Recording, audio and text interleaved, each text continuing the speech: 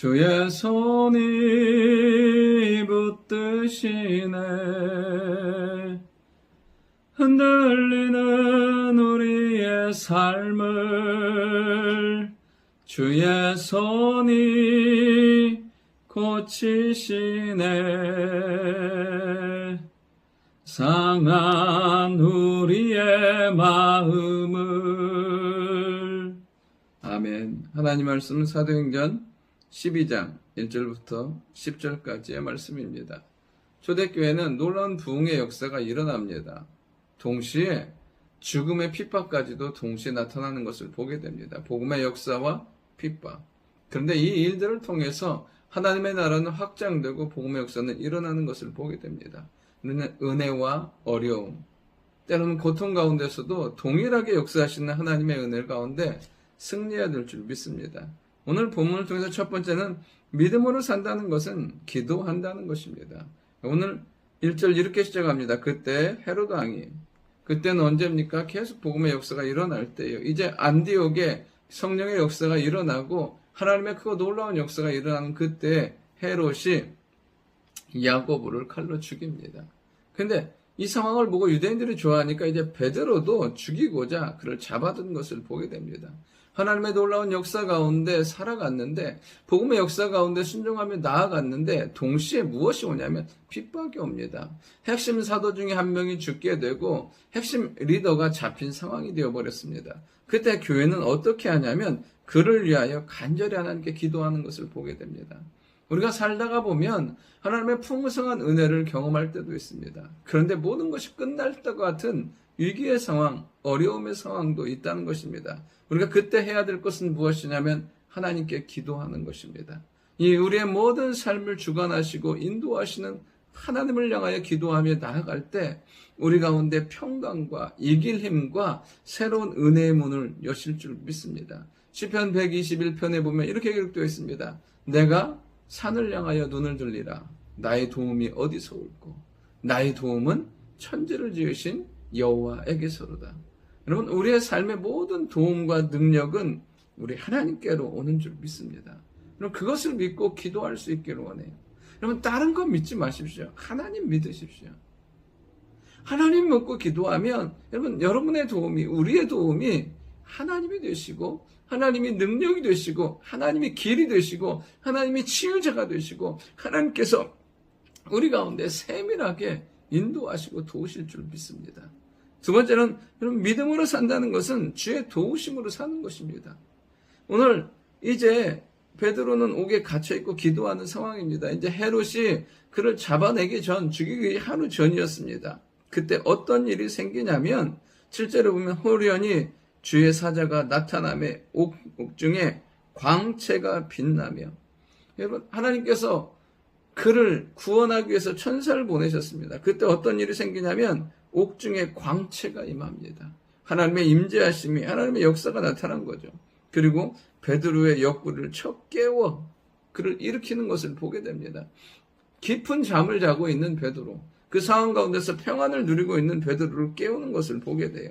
그리고 그가 일어나니까 결박이 벗어지고 그 다음에 그를 따라오게 만드는 것을 보게 됩니다.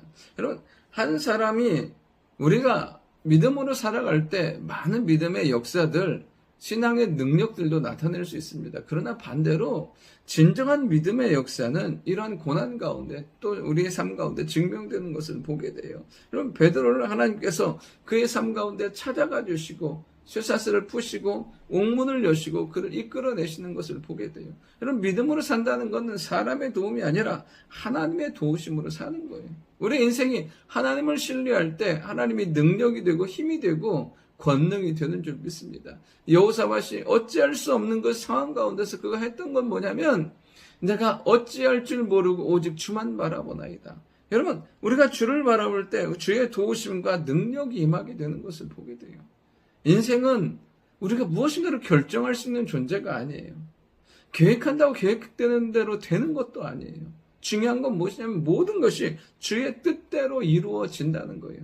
삶과 죽음이, 그리고 세워짐과 무너짐이, 모든 것들이 다 주의 뜻대로 된다는 것이에요.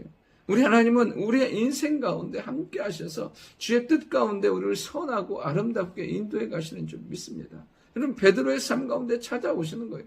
어찌할 수 없는 그 감옥에서 그를 찾아내셔서 그를 끄집어내시고 이끌어 가시는 것을 보게 됩니다. 온전히 하나님만을 신뢰하는 우리가 될 수 있기를 원합니다. 주님만을 신뢰하며 나아갈 때 주님은 우리의 문이 되시고 우리의 도움이 되시는 줄 믿습니다. 마지막 세 번째는 믿음으로 산다는 것은 따라가는 것이에요. 9절에 보면 베드로가 나와서 따라갈새 천사가 하는 것이 생시인지를 알지 못하고 환상을 보는가 하니라. 베드로는 뭐냐면 지금 깼는데 이게 생시인지 그잖아요. 환상인지 구분을 못하는 거예요. 여러분, 베드로가 영적으로 이렇게 분별력이 없는 사람이 아니에요. 그런데 그조차도 이 상황을 이해하지 못하는 거예요. 그러면서 그가 따라가요. 어떻게 해요? 계속 따라가요. 가니까요. 파수를 지나고 시내를 통한 문이 임하니까 그제서야 천사가 떠납니다. 11절에 보면 이에 베드로가 정신이 들어 이르되 내가 이제야 참으로 주께서 그 천사를 보내어 나를 헤롯의 손과 유대 백성의 모든 기대에서 벗어나게 하신 줄을 알겠노라. 그때 깨닫는 거죠. 아, 하나님이 구원하셨구나. 인간의 모든 기대와 계획을 깨뜨리셨구나.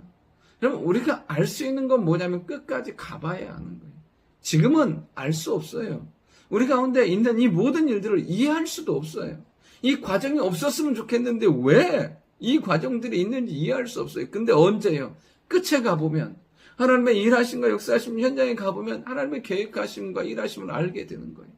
우리가 오늘 해야 될 건 뭐냐면 믿음으로 따라가는 거예요. 이스라엘 백성들이 광야에서 구름기둥, 불기둥을 따라갔던 것처럼 하나님을 따라가는 삶을 살았을 때 결국엔 가나안에 이르렀던 것처럼 우리가 가보지 못한 것, 해보지 않은 일, 그 어려운 상황 가운데 있을지라도 그때마다 말씀을 의지하며 따라가는 삶을 살아갈 때 주님은 우리를 인도하시고 하나님의 역사 가운데 거하게 하시고 치유와 자유와 응답 가운데 거하게 하실 줄 믿습니다.